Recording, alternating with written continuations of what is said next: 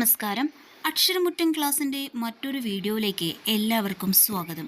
ഇന്ന് നമ്മൾ അക്ഷരമുറ്റത്തിന് ചോദിക്കുന്ന പ്രധാനപ്പെട്ട ഒരു ചോദ്യമാണ്. ചിത്രം നോക്കി പേര് പറയാം.